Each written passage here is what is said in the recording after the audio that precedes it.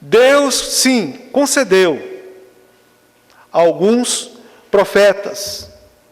Oriundo de quando? Do derramamento do Espírito. Aqueles crentes que estavam lá, participantes no dia de Pentecostes. Mas eu ressalto isso. O cânon, a Bíblia, ela ainda não estava fechada. Entendem? Não havia sido concluída. Entendem?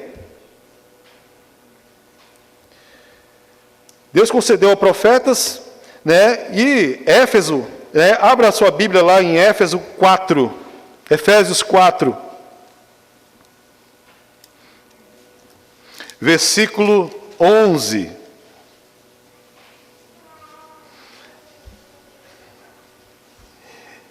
E diz assim a palavra do Senhor: e Ele mesmo, o Senhor, né, concedeu uns apóstolos. Nós vemos apóstolos na Bíblia? Vemos apóstolos na Bíblia? Sim. Quantos são os apóstolos? 12 mais Paulo. Ponto final. Então o apóstolo Paulo está confirmando, né, o chamado, né, apostólico aí. Então, sim, apóstolos é 12 e ele que se achava fora de tempo. Há outros profetas. Mas não são profetas que trazem a revelação das Escrituras, da palavra. Nós vamos trabalhar nisso. Profetas que agiram até o período apostólico, enquanto não havia fechado o cânon. Nós vamos ver isso aí. Não saímos com dúvida. Amém? E aí vai, outros para evangelistas, outros para pastores, outros para mestres, com vista ao aperfeiçoamento dos santos, para o desempenho do seu serviço e edificação do corpo de Cristo. A igreja estava se estruturando, a igreja estava crescendo.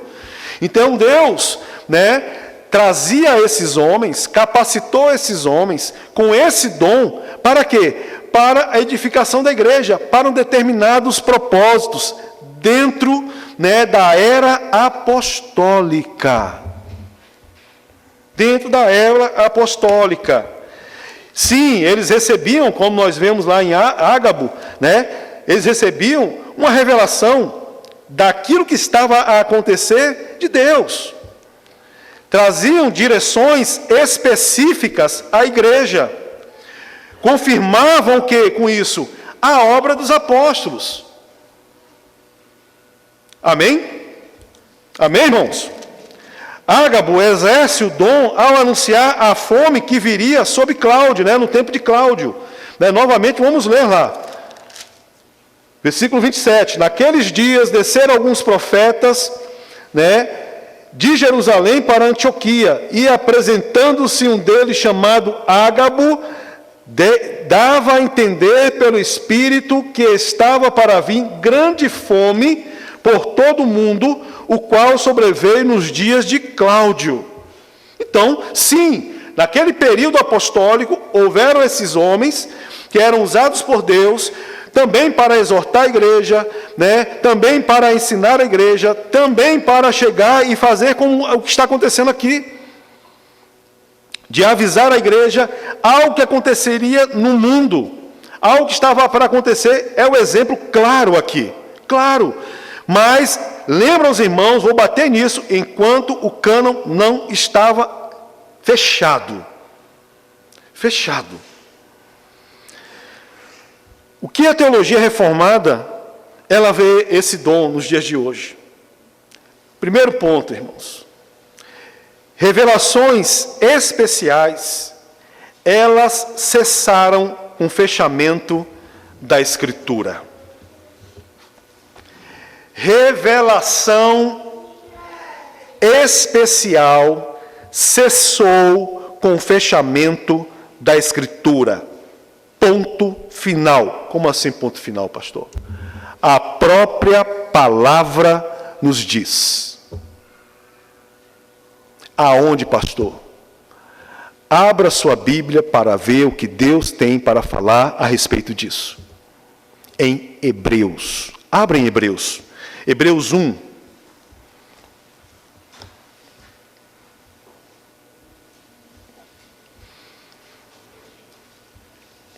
Hebreus 1.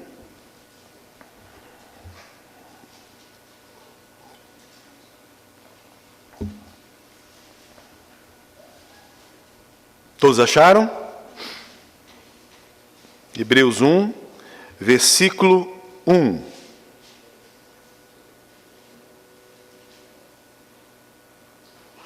Assim diz a palavra do Senhor. Havendo Deus, outrora, falado, muitas vezes e de muitas maneiras, aos pais, pelos profetas. Então, outrora, antes do fechamento do cânon, Deus falou de várias maneiras, e agora aos pais, se refere também à antiga aliança, de muitas maneiras, que nós podemos ver isso no Antigo Testamento, aos pais, pelos profetas, e aí vem, nesses últimos dias, nos falou pelo Filho, a quem constituiu herdeiro de todas as coisas, pelo qual também fez o universo. Como é que Deus fala a nós hoje? Através de profetas? Através de muitas maneiras? Deus fala conosco hoje através do seu Filho, Jesus Cristo, que está revelado na sua Bíblia. Quem está falando isso? A Escritura. Antes ele falou de várias maneiras, mas hoje temos a palavra de Deus em nossas mãos. Temos a palavra de Deus em nossas casas. Temos a palavra de Deus para lermos, para meditarmos nela. E é através da Bíblia Sagrada, da palavra de Deus, que Deus fala aos nossos corações. Amém?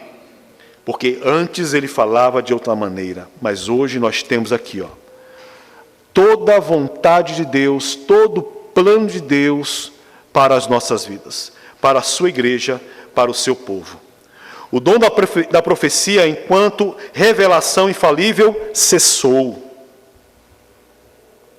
O dom da profecia, como revelação infalível, ele cessou. Mateus 11, versículo 13. Podem abrir, por favor?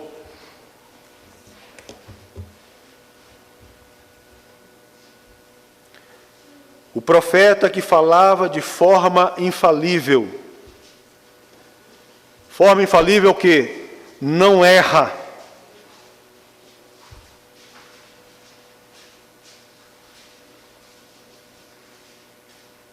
Mateus 11, versículo 13.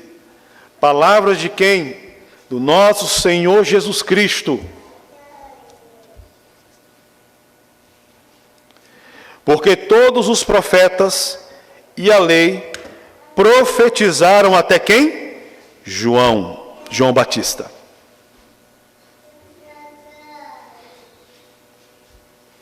João, ele encerra o ofício de profeta infalível. João, considerado até mesmo pelo próprio Senhor, você pode ver aí, como até mesmo o maior. Por quê? Porque os demais, eles profetizaram, mas não viram. João, que veio preparar o caminho, profetizou a vinda do Cristo, ele viu.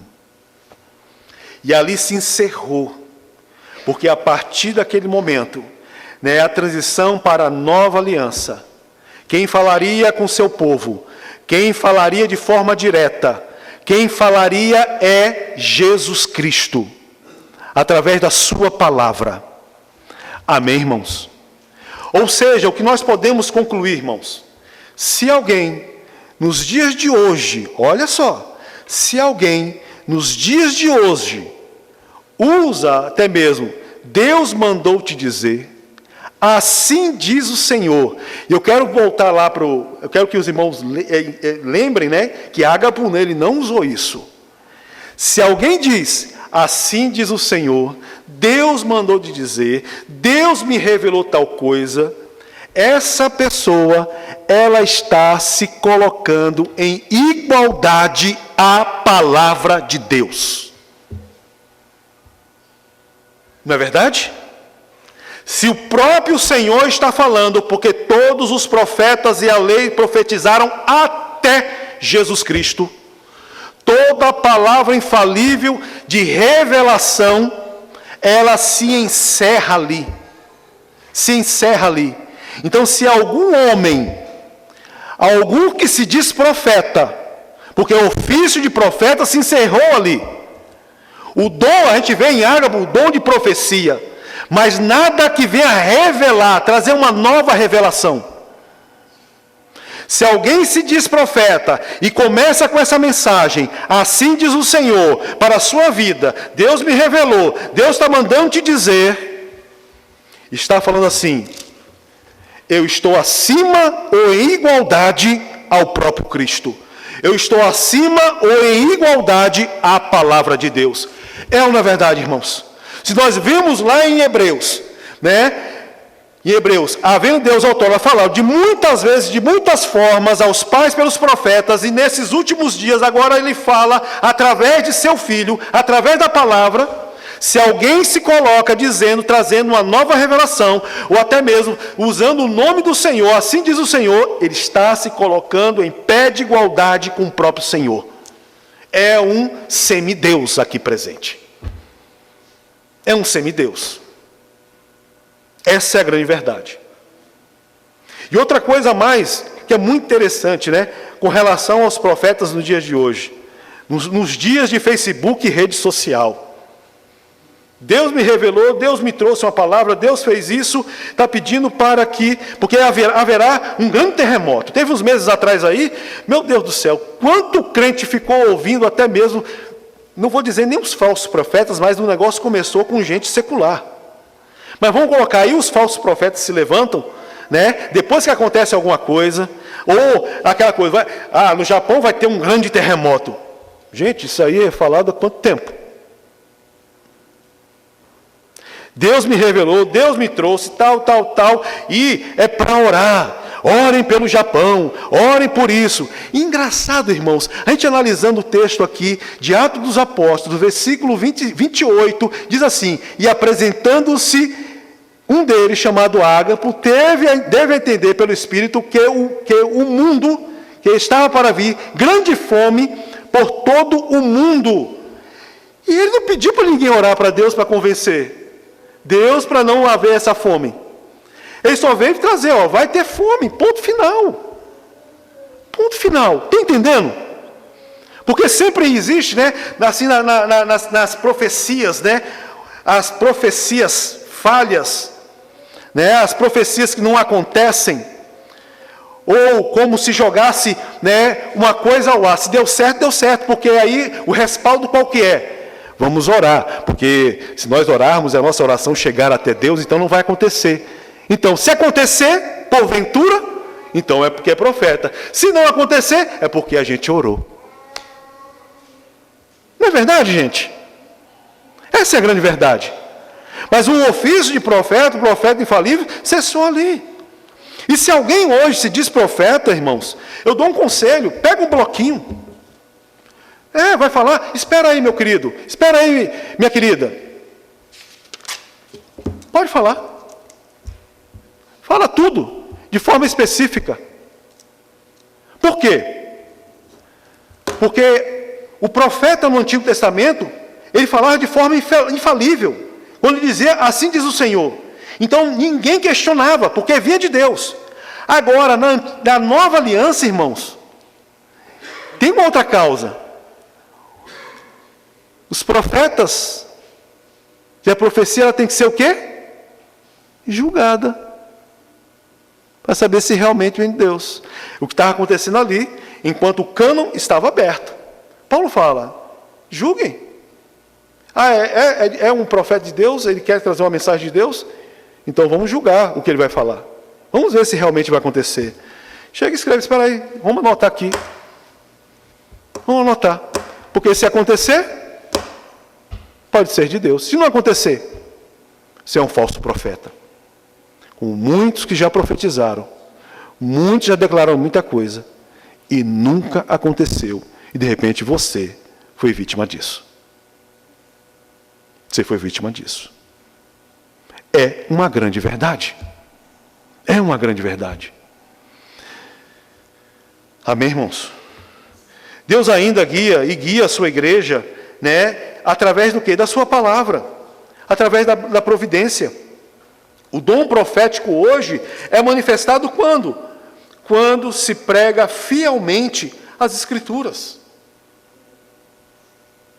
A pregação do Evangelho, irmãos, quem está pregando e pregando de forma fiel, está se colocando como no dom de profeta, é dom, não é ofício, ensinando a igreja. Deus falando aos corações dos crentes. Deus falando, né, a cada um de nós. E nós devemos, e temos a palavra de Deus, que é tudo que nós precisamos. Sendo crentes, nós acreditamos que a Bíblia Sagrada, ela é suficiente. Não é suficiente? Se nós damos ouvidos a profecias, a gente está dizendo que a Bíblia não é suficiente. Que nós precisamos de alguém, nos dias de hoje, para se colocar novamente a pé de igualdade com as Escrituras. Então não adianta declarar que a Bíblia Sagrada é suficiente como regra de fé, de vida, de conduta da igreja ou do crente. Nós não precisamos de outra coisa. O que nós precisamos é entender, né, ler e saber e entender que Deus fala conosco através da sua palavra. Através daqueles que se colocam, né, a pregar o Evangelho de forma fiel.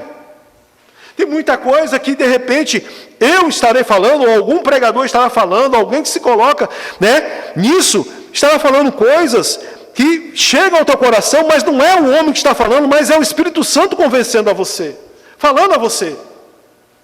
Sim, a palavra de Deus é infalível. Por isso que no púlpito deve-se, como obrigatoriedade, verdade, seriedade, se pregar o quê? O Evangelho, e não se pregar vida de ninguém.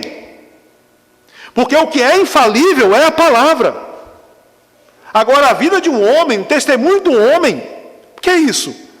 Diante de Deus. Até mesmo eu chegar aqui e começar, né? Irmãos, hoje lemos aqui um versículo, agora eu vou falar um pouco. Né? Vou trazer minha vida, aí a pessoa começa a apresentar a sua vida, começa a apresentar várias coisas. O quê? A vida da pessoa está em mesmo pé de igualdade com as Escrituras? Ou até mais? É algo muito sério. É algo muito sério.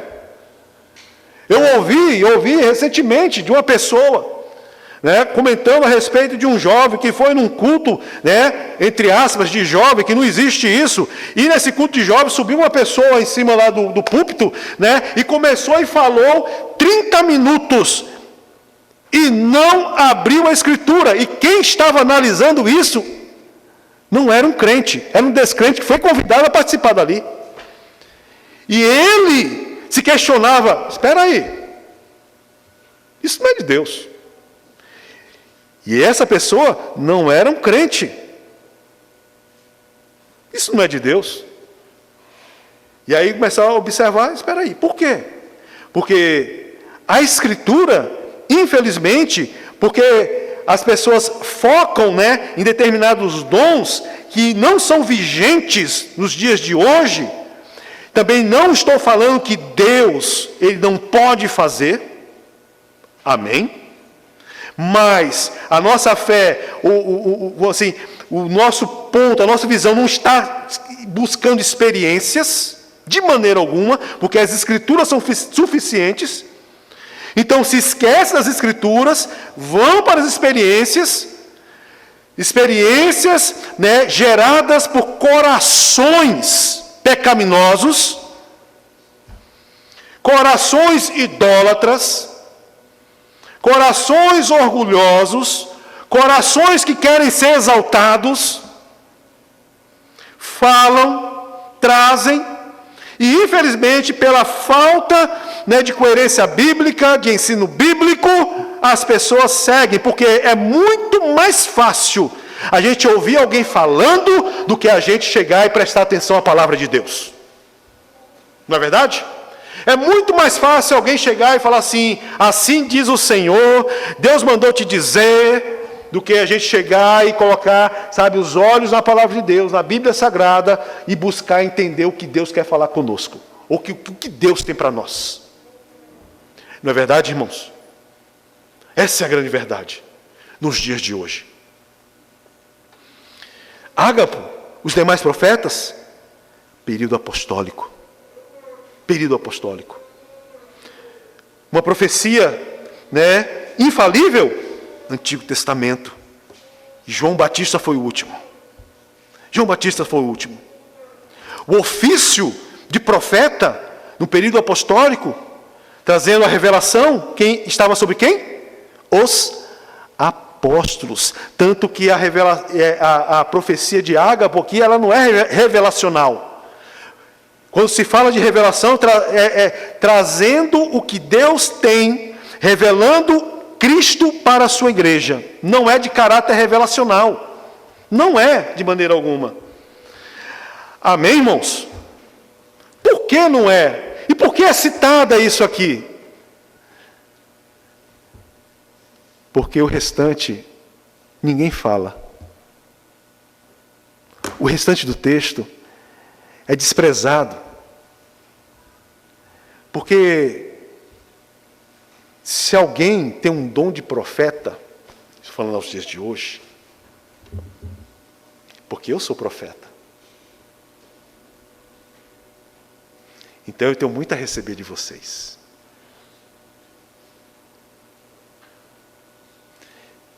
Eu recebo elogios. Alguns recebem aplausos.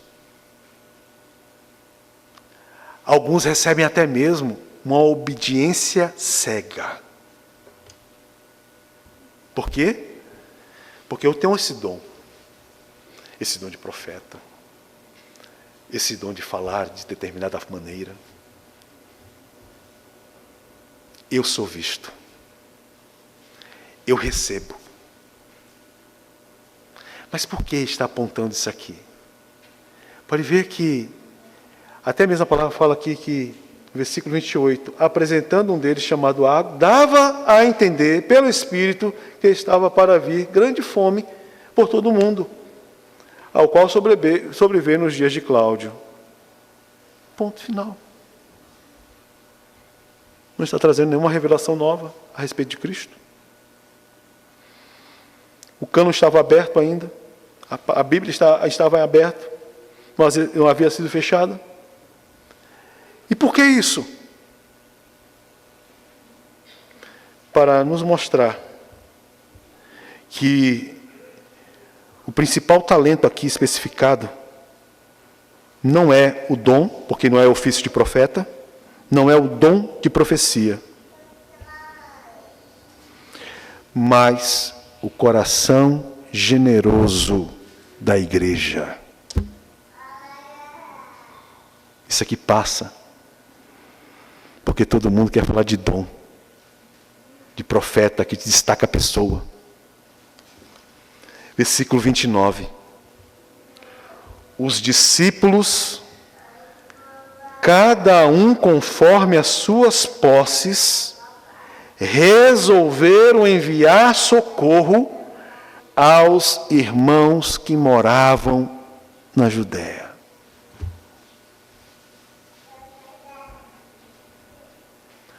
Por que passa isso? Porque quando se há uma ênfase no dom de profeta, no caso aqui, que é o que nós estamos vendo, e eu estou falando dos dias de hoje, é algo de lá para cá. Eu estou a receber aplausos, elogios, sei lá, bênçãos das pessoas e assim por diante. Mas se passa nesse outro dom, que existe também um dom da contribuição, mas não somente o dom da contribuição, mas do efeito de um coração regenerado, que é generosidade, que é o quê? Ao invés de receber, é dar, é oferecer.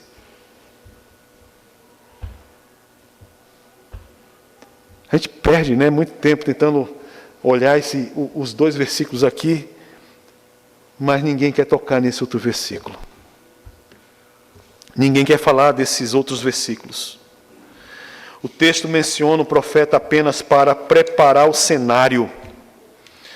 A profecia não é o foco, mas o foco é o quê? A ação da igreja. Os discípulos, cada um conforme as suas posses, resolveram, não foram constrangidos, não foram pressionados, resolveram enviar socorro aos irmãos que moravam na Judeia. Esse verso é o coração teológico do trecho. Há aqui 3 princípios fundamentais reformados. A primeira coisa, voluntariedade.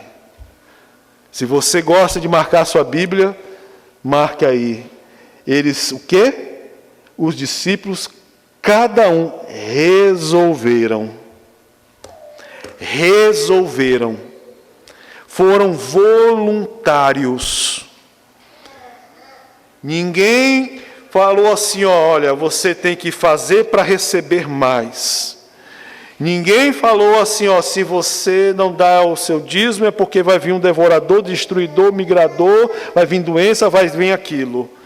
Ninguém falou assim, para você, não importa o que você está passando, né? Mas aí eu aplico na outra parte, mas você tem que fazer de tudo o que você tem. Mas não.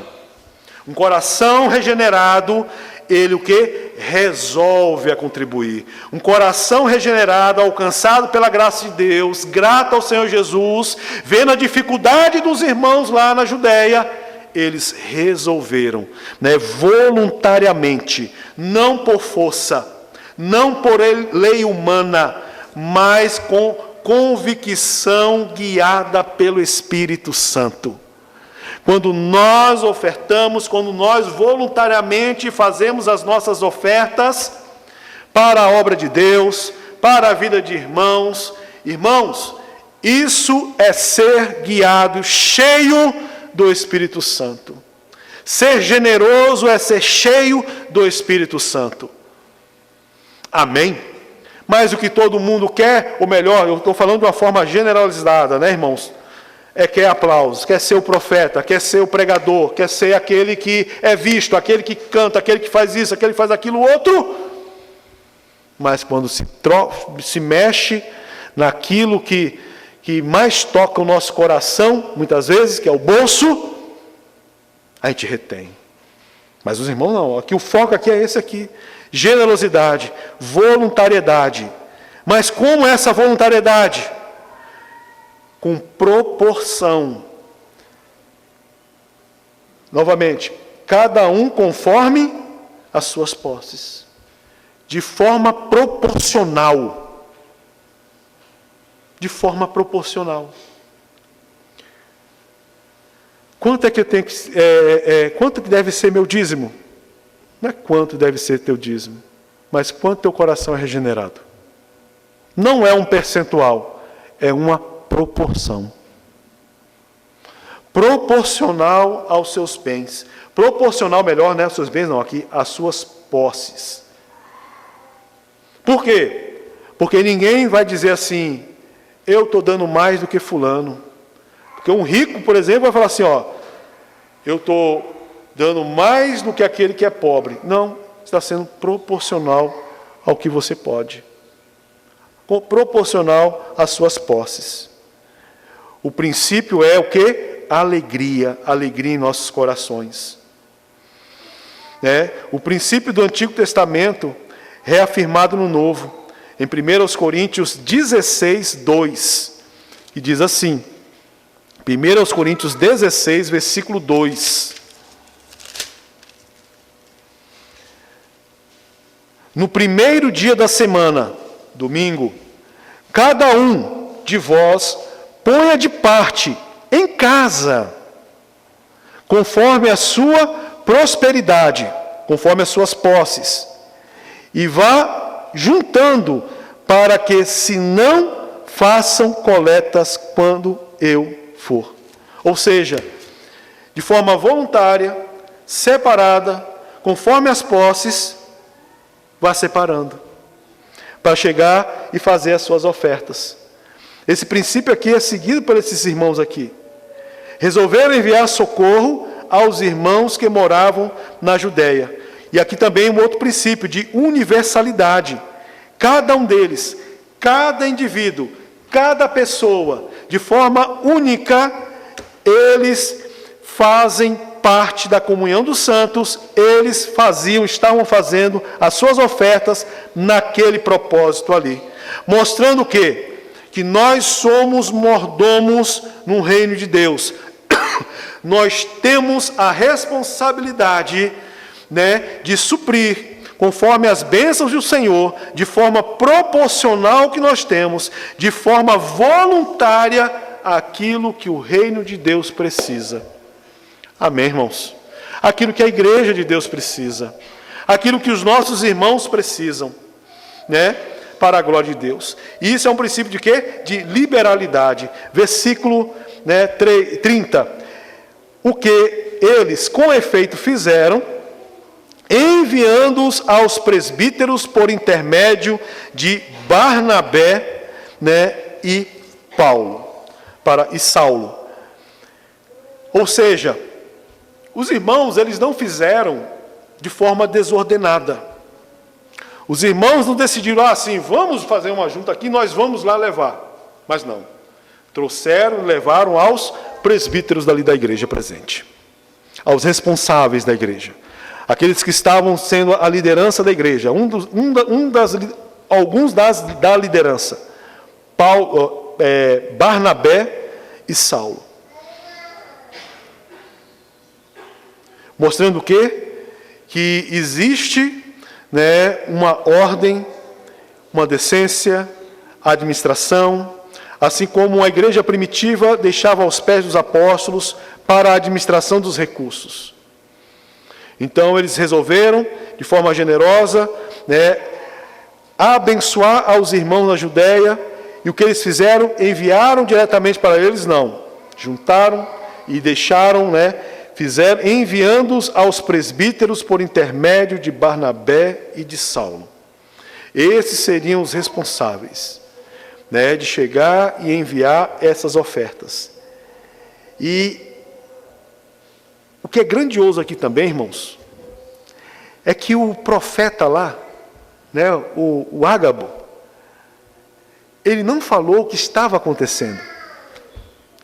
Ele falou o que ia acontecer. E olha só o coração regenerado. Ia acontecer.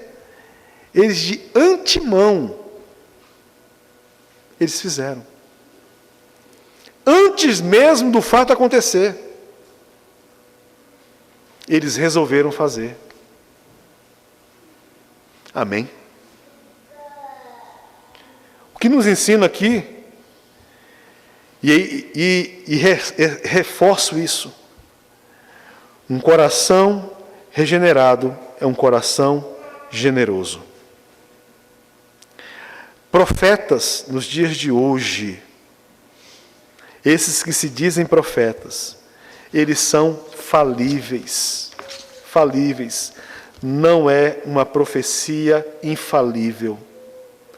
Eles se colocam ao mesmo pé de igualdade das Escrituras. Deus ainda usa a sua palavra para preparar a igreja para necessidades futuras. Não ouçam até mesmo profecias seculares, como aconteceu. Muitos crentes se desesperaram, muitos crentes com profecias seculares. Eu lembro dos meses de outubro, eu acho, salvo engano, quando começou a falar que um japonês ou japonesa, já nem lembro, porque isso não dou atenção. Porque o que deve guiar a nossa vida, o que está, o que deve sustentar a nossa vida é a palavra de Deus. E não que algum homem vai falar, e principalmente se esse homem não é nem do corpo de Cristo. E trazendo para o corpo de Cristo, esses que se dizem, assim diz o Senhor, estão se colocando ao mesmo pé de igualdade do Senhor, ao mesmo pé de igualdade das Escrituras. E anotem, eu creio que vocês não saem correndo atrás de profecias, mas deveriam as pessoas que assim fazem, anotar. E não cumprindo, no Antigo Testamento, deve falar que deve fazer o que com esse falso profeta? Apedrejar. Apedrejar. Um bloco na mão e uma pedra no outro lado. Se não cumprir, é isso que vai acontecer contigo. Essa é a grande verdade. Por quê? Isso é brincar com a vida dos outros. Enganar é falta de temor a Deus. É alguém se colocar como um semideus, porque está ao mesmo pé de igualdade das Escrituras. Se Deus falou que antes ele falava dessa forma, por que ele vai mudar a maneira de falar? Porque a gente tem que montar quebra-cabeça. Se as Escrituras são claras. Se a gente tem que confiar no Senhor. Se a nossa vida pertence a Ele, a sua vida não pertence ao Senhor? Ela não foi comprada na cruz do Calvário pelo sangue do Senhor? Então, meus irmãos, a gente tem que viver, descansar em Deus.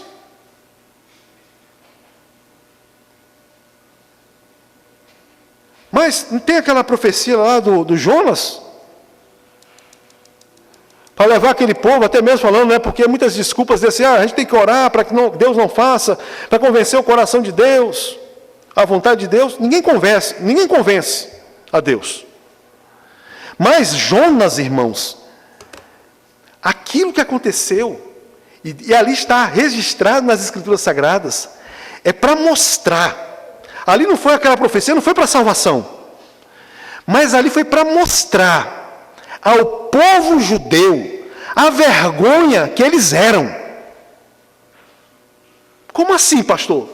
Porque eles tinham a revelação escrita de Deus, a Torá, os livros dos profetas, tinham os profetas, tinha a lei e os profetas.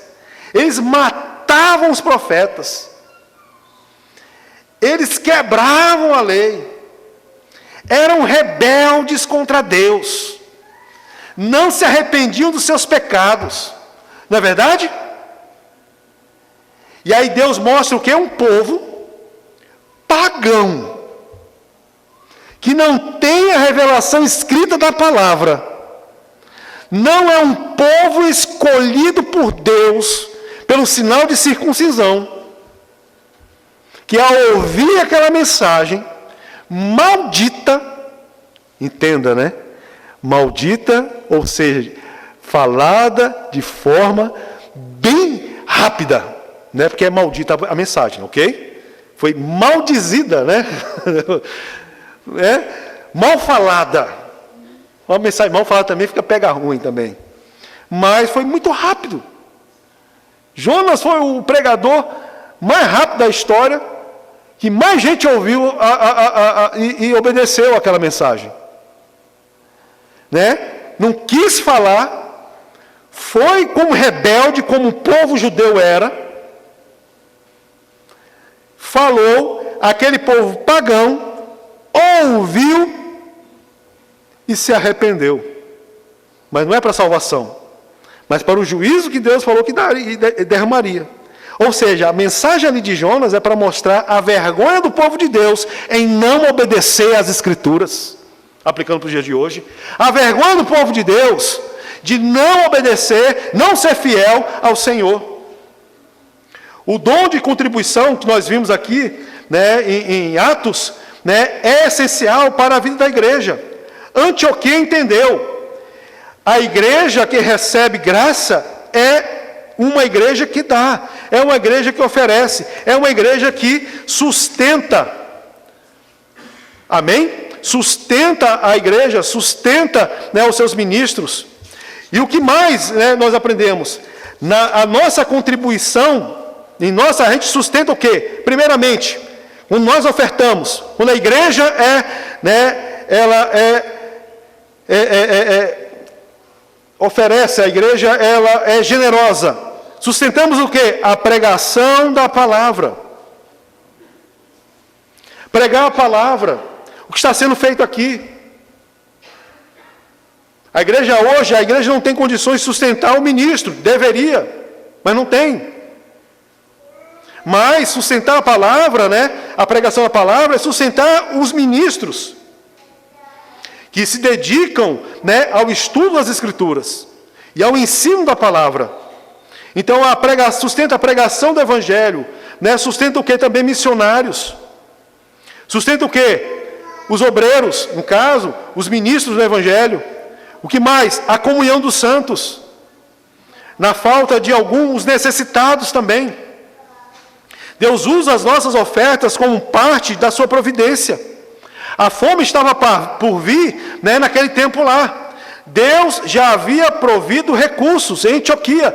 Deus já havia alcançado aqueles corações, e esses corações, de forma generosa, estavam já se preparando e mandando os recursos para a igreja lá de Jerusalém, para se precaver contra a fome que viria. E assim também é nos dias de hoje. A providência de Deus passa pela generosidade dos santos, passa através das nossas vidas. O sustento da obra do Senhor. Irmãos, aluguel, são contas, são coisas. Como seria bom se nós tivéssemos, né, condições até mesmo de sustentar aos irmãos necessitados. Mas existem várias outras coisas, até mesmo para a gente se manter. O aluguel é caro, é um valor. Mas é através, né, o Senhor, Ele usa de providências na nossa vida justamente para isso, para sermos generosos com os santos, generosos com a igreja. E a igreja deve administrar as ofertas com sinceridade, como Barnabé e Paulo, né, trazendo transparência e integridade, honram a Deus. Então, essas ofertas foram levadas a esses dois presbíteros, né, a Barnabé e Paulo, a Saulo, né, para assim administrar e enviar essas ofertas para Jerusalém. Amém, irmãos? O dom da profecia, esse é o que menos é visível aqui. Mas é o coração generoso, um coração que foi alcançado pelo Senhor, um coração convertido, que ama a obra de Deus, quer ver o bom estado da igreja do Senhor. Amém? Vamos colocar de pé em nome de Jesus Cristo. Há tempos atrás eu ouvi muitos, né,